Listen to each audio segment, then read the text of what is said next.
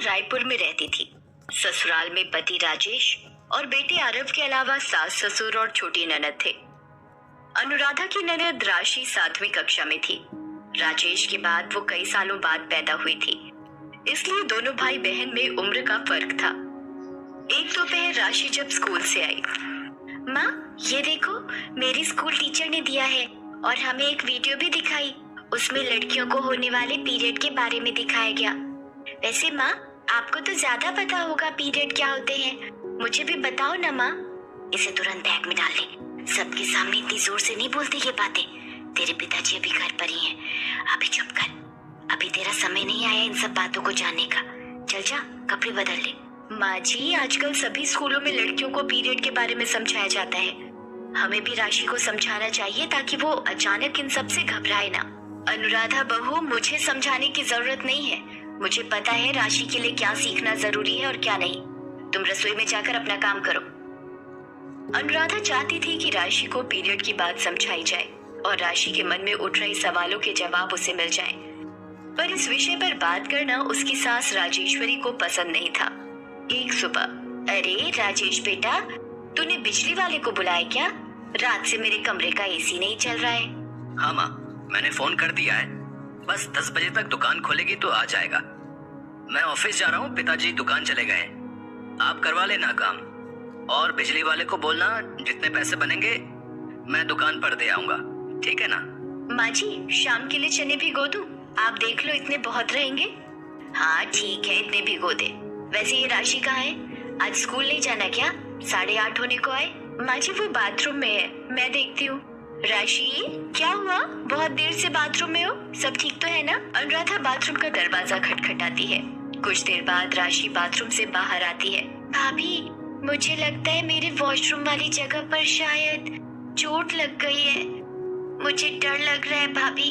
मैंने साबुन से भी धोया पर पता नहीं ब्लड आ रहा है। राशि तुम मेरे साथ मेरे कमरे में आओ। क्या हुआ राशि, इतनी देर से बाथरूम में क्या कर रही थी? माँ जी राशि को पीरियड होने शुरू हो गए हैं, ये घबरा रही है, मैं इसे कमरे में ले जाकर समझाती हूँ। समझाना क्या है, कपड़ा दे देती हूँ रख लेगी। माँ आप क्या बोले जा रहे हो, मुझे कुछ समझ नहीं आ रहा है। आओ राशि मैं तुम्हें समझाती हूँ। राशि ये तुम्हें पीरियड स्टार्ट हुए हैं जो अब हर महीने आया करेंगे। तो क्या भाभी ये पीरियड आपको भी होते हैं?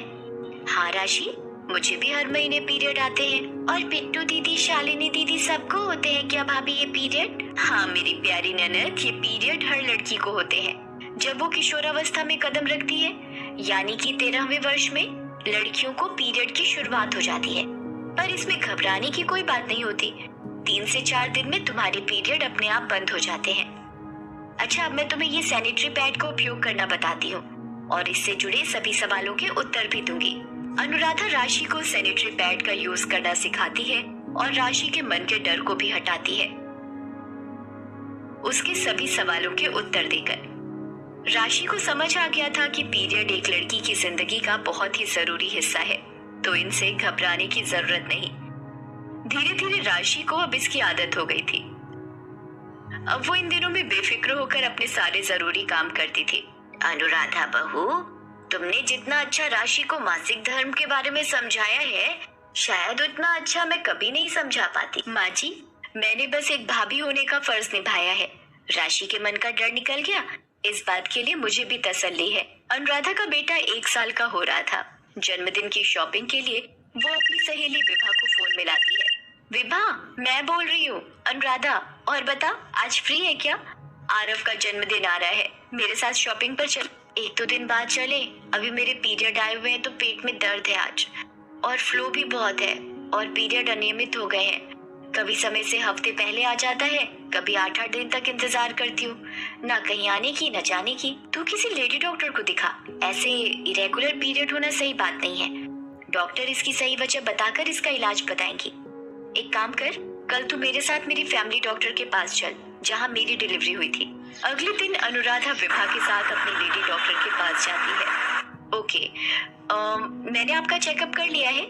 आपकी माहवारी अनियमित होने की सबसे बड़ी वजह कुछ भी हो सकती है, जैसे कि तनाव बढ़ने के कारण, आहार में पोषण की कमी, थायराइड की वजह से, अधिक एक्सरसाइज करने के कारण, बर्थ कंट्रोल पिल्स लेने के कारण? डॉक्टर, मैंने बर्थ कंट्रोल पिल्स शादी के बाद शुरुआती दिनों में ली थी, पर पिछले महीने मैंने वो बंद की है। मुझे अब चांस लेना है, इसलिए मैं चाहती हूँ कि मैं ठीक हो जाऊँ।